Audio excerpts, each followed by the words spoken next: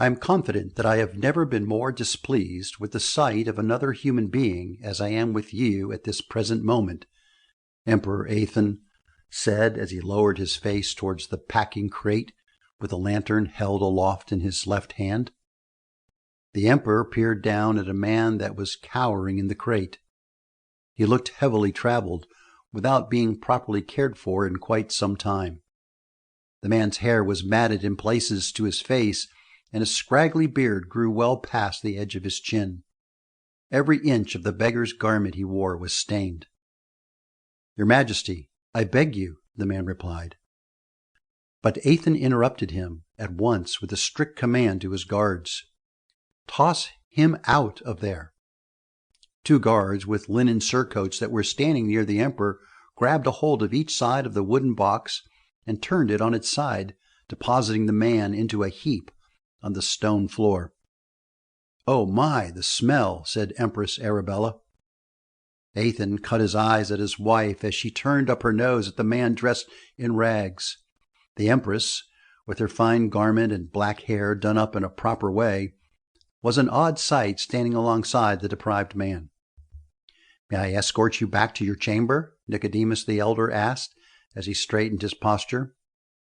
Athan looked from Arabella to Nicodemus, whose skin was as dark as the coal mined in the east. Even in the low light of the candlelit room, Athan could tell that the elder was scowling. He considered them a remarkable pair, and both of them his most trusted advisers. "I would prefer to stay and hear his testimony," Arabella replied boldly as she looked at the man, who remained on the floor with his head bowed low as the emperor stood over him. "I believe that he owes the truth at the very least." "I sent you to Iconium as an emissary for Trinon," Emperor Athan said harshly as feelings of disgust unnerved his insides.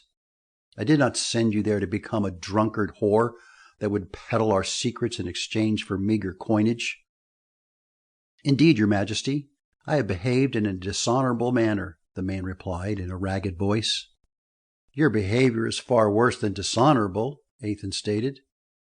As the man began to sob cries of regret, the empress raised a clear voice above him. "We understand that you must feel remorse now that you've been caught, Draven Ben Sackler. However, as a stalker, your commission was well defined. Do you have a defense for committing the act of espionage against Trinon and your emperor?" Draven, the man in rags, was silent for a moment as he dared to look up.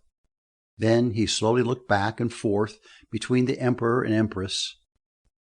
"Her Majesty asked you a question, Vermin," Nicodemus said irritably.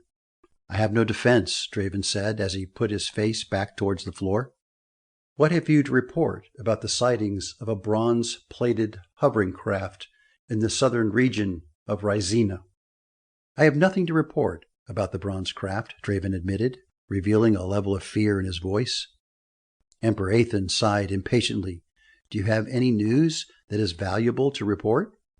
To keep listening to this audiobook, I've left you a link in the description so you can do it, at no cost thanks to Audible's 30-day free trial.